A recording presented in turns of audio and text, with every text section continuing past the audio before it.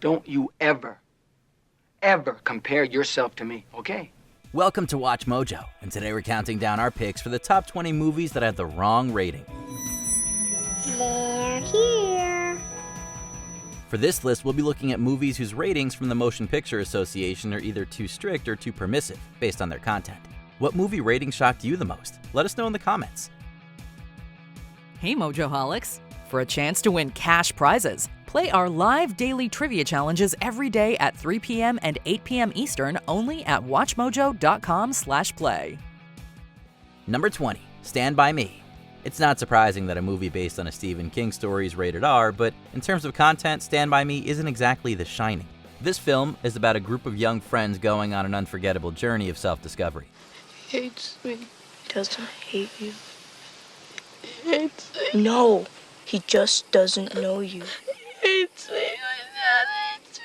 It also has some behaviors you wouldn't want kids emulating, such as smoking, drinking, and swearing, but it's also a powerful story of friendship and growing up. I'm in the prime of my youth, and I'll only be young once. Yeah, but you're gonna be stupid for the rest of your life. We wouldn't suggest it for viewers under the age of 13, but a PG-13 rating seems more appropriate for this coming-of-age drama.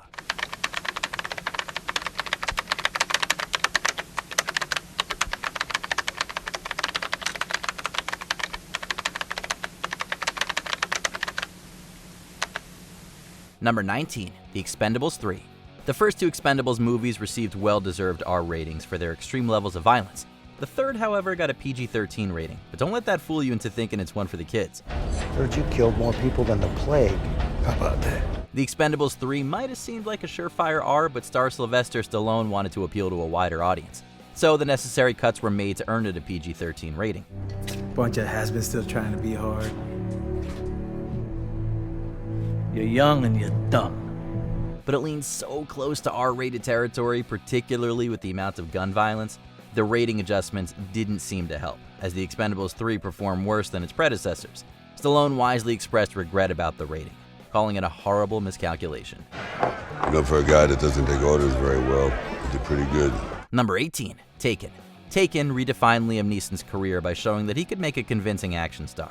But what I do have are a very particular set of skills.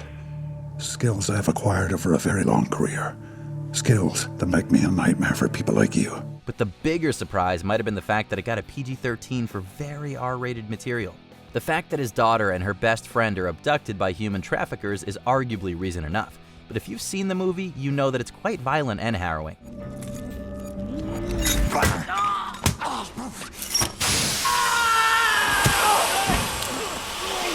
It might have narrowly squeaked by with a PG-13 due to its lack of gore. But if it were up to us, we would have taken a second look at this rating. I will find you. And I will kill you.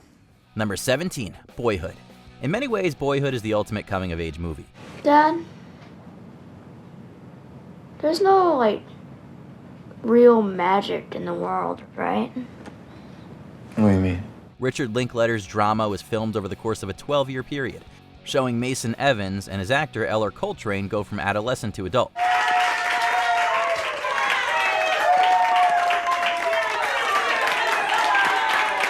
It's a moving and deeply relatable story of growing up, which also happens to be rated R. The reason being is mainly due to language, which can get rather explicit, as well as depicting underage drug and alcohol use. There are also some emotionally intense moments. However, the R rating feels a bit too strong, considering how many movies with graphic violence have gotten away with a PG-13. It's like it's always right now, you know? Yeah. Number 16, The Hunger Games. The Hunger Games book series quickly became a YA sensation, so it was highly unlikely that any big screen adaptation would receive an R rating. I volunteer! I volunteer! I volunteer as tribute!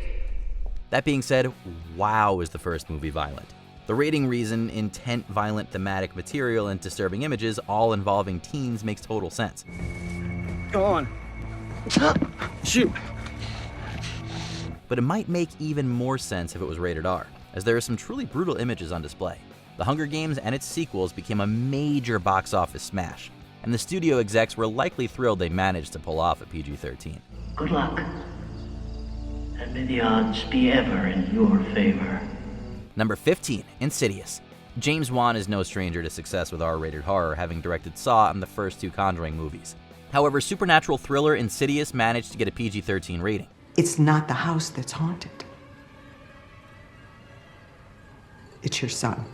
What makes it so unsettling is how well it taps into fears. But there are still plenty of moments in images designed to scare the blank out of you, especially the appearance of the nightmarish lipstick-faced demon. I can still hear that voice.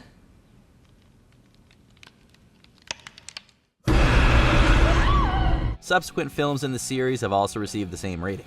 We're not sure what exactly possessed the MPA to give PG-13s to these nerve-wracking horror movies. I'm scared, Mom. Scared of what? Number 14, Anchorman: The Legend of Ron Burgundy. The unapologetically bawdy humor helped make this Will Ferrell comedy a modern classic, and we'll totally own up to still finding it utterly hilarious.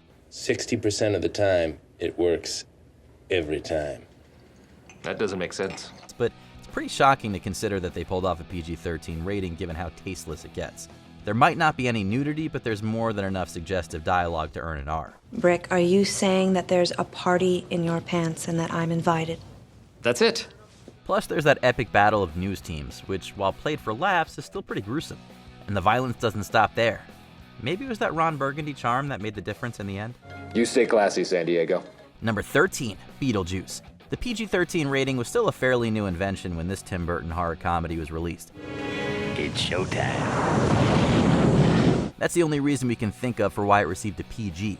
The premise about a troublemaking ghost hired to scare a family out of their residence is delightfully macabre, and Burton and his team find all sort of creative ways to make us laugh and gasp.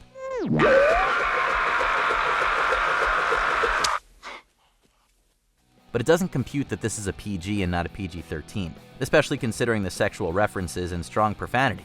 Beetlejuice 2 is set for release in 2024, and we suspect it'll receive a more appropriate rating.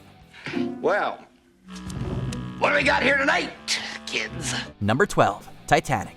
James Cameron's epic romance broke box office records thanks to its incredible spectacle and timeless love story. It's not up to you to save me, Jack. You're right. Only you can do that. But would it have been quite as big if it had an R rating like it probably deserved? Maybe not. Even if you somehow haven't seen it, you likely know of its depictions of sex and nudity, particularly the infamous sketching scene. Then, once disaster strikes, things get really upsetting. Is there anyone there? Yes, what do you see? Iceberg, right ahead! Thank you.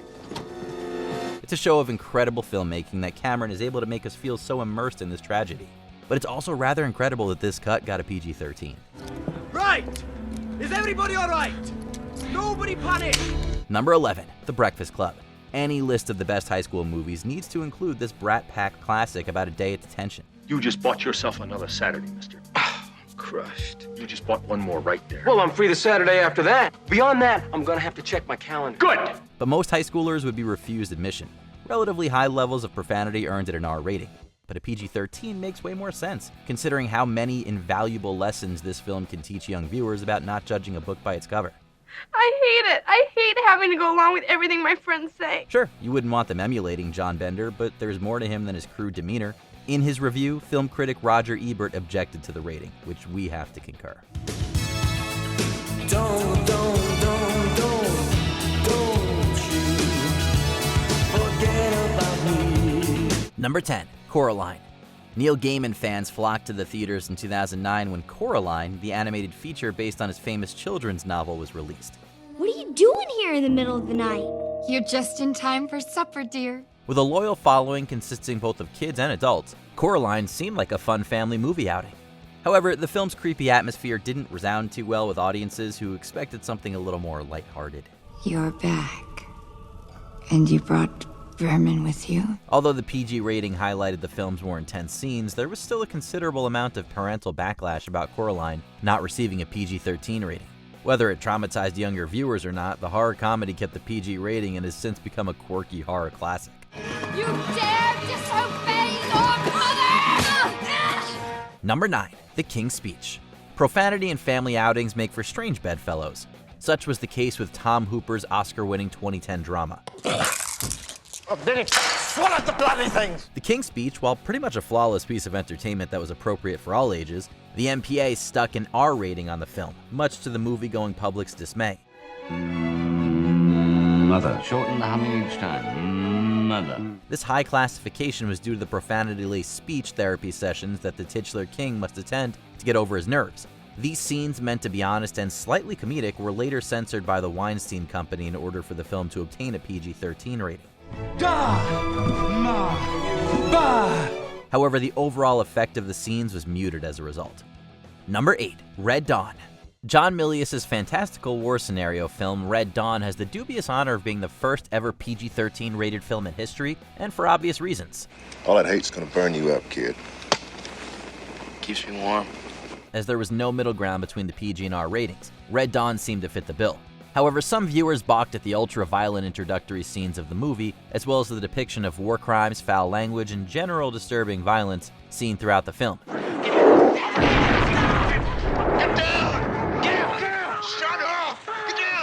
It seems that the film should have just received the R rating regardless. What did you say? I said no! We're not doing it! Number 7. The Hunchback of Notre Dame. For Disney's 7th Renaissance-era title, The Hunchback of Notre Dame, the studio took a much darker approach to its storytelling in adapting Victor Hugo's very non-child-friendly novel to the big screen. What are you doing? I was just imagining a rope around that beautiful neck.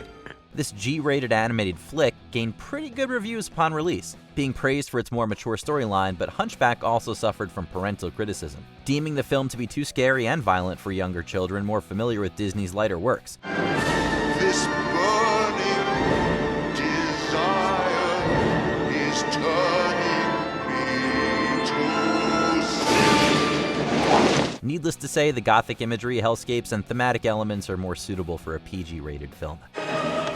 And he shall smite the wicked and plunge them into the fiery pit. Number 6. The Lovely Bones. Although an average success theatrically, Peter Jackson's adaptation of Alice Sebold's novel, The Lovely Bones, was one of those movies that would have benefited from an R rating. I have to go. I don't want you to leave. With a depressing storyline involving abuse and murder, the bold decision by DreamWorks Studios to market the film to a younger demographic was its own undoing, hurting the overall impact the film was supposed to have. You're a salmon girl, right? Citing poor story development but great acting, The Lovely Bones fizzled out after a moderate take at the box office, leaving us wondering if Jackson's film would have gained higher clout had it been given an edgier rating. She was waiting for her father to close up their shop when she vanished. Number 5. Sucker Punch. Already known for hard R-rated action gore fests such as Dawn of the Dead and 300, this steampunk thriller was a glorified piece of eye candy for many young viewers.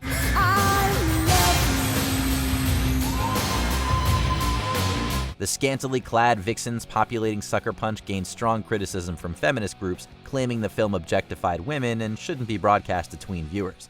It is my pleasure to introduce to you this little baby doll. Although it had the look of a Sin City-esque comic book film, Sucker Punch barely made back its budget at the box office, with many citing a flawed and watered-down story as the reason. An R-rated director's cut was later released, and it is largely considered an improvement. You'll never have me. Ever. Number 4. Lost in Translation. Sexual content can be a death sentence for modest films looking to obtain a lower rating. This was the case with Sofia Coppola's quirky and mostly harmless Lost in Translation. For relaxing times, make it Suntory time. Featuring hardly any language and no violence whatsoever, it was confusing to see why this film received an R rating. The offending scene in which the characters attend a Japanese strip club hardly has the same effect as other nude scenes in PG-13 movies, such as Titanic. Jack, I want you to draw me like one of your French girls. Despite the unnecessarily high rating, the film gained widespread acclaim and even a screenwriting Oscar for Coppola. Can I get you a couple drinks? Let's go. Okay. Okay. Number 3. Once Upon a Time in the West. Although the MPA's current rating system was not yet in effect by the time of Sergio Leone's epic Once Upon a Time in the West's release, its stylized yet shocking violence garnered it a pretty tame rating when it came out. Try this one. Originally receiving an M rating, which is equivalent to today's PG, it seems a bit too tame given the film's high body count and shocking violence, which includes assault and mild gore. Hey, you. Wait a minute. Let's have a good look at it. When the MPA started re-rating films, they slapped a PG-13 rating on this iconic spaghetti western. Looks like we're shy of one horse. Number 2, Poltergeist. Remember gathering around the TV as a family to watch Poltergeist? I didn't think so. Although virtually bloodless, Tobe Hooper's supernatural thriller is one of those movies that could be impressionable on young kids, mainly because its PG rating made it obtainable for children at video stores upon home release. While the film's practical effects may be dated, they are still horrific, with faces peeling off and skeletons emerging from swimming pools. Underlying themes of murder and hauntings aren't exactly kid-friendly either. Although it was originally given the R rating, it later appealed to the PG rating it currently holds. Don't look back! Before we continue, be sure to subscribe to our channel and ring the bell to get notified about our latest videos. You have the option to be notified for occasional videos or all of them. If you're on your phone, make sure you go into your settings and switch on notifications. Number 1, Jaws. Hollywood and the public never saw this one coming.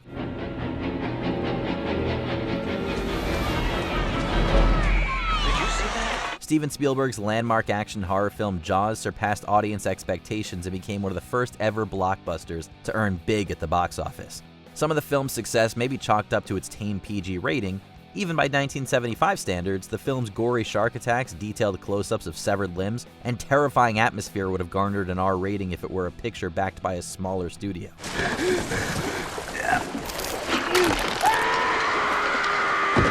Yet this little piece of cinematic mastery escaped heavy censorship and managed to set the bar for thrillers in the decades that followed. You're gonna need a bigger boat. Did you enjoy this video? Check out these other clips from WatchMojo, and be sure to subscribe and ring the bell to be notified about our latest videos.